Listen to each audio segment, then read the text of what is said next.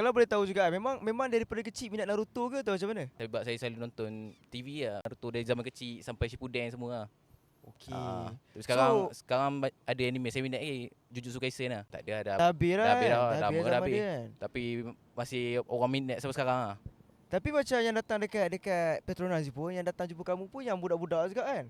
Ada budak-budak. Budak-budak muda, kadang makcik-makcik pada. Ada juga? Makcik-makcik, kakak-kakak, semua lelaki bini pada. Maksud Laki dia bagi ngantar anak ke ataupun dia yang melayan sekali? Dia layan sekali. Dia layan sekali. Tapi kan pendapat kamu kan, kalau untuk orang yang kerja Petropam ni, apa dia punya, apa yang extra value ataupun benda lebih dia kena bagi kat customer? Tapi kenapa kamu nak, yelah kamu panggil orang biasa pun, kerja kamu memang serve orang macam tu je kan? Tapi kenapa kamu nak buat lebih? Saja, mula suka-suka. Saya buat untuk suka-suka. Lah. Orang pun jadi macam seronok nak datang sini. Ada dari Perlis. Semalam dari Perlis. Daripada Perlis? Perlis pada. Oh ya Kelantan?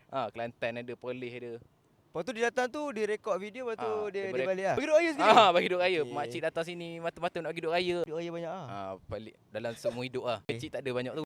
Kawan beritahu.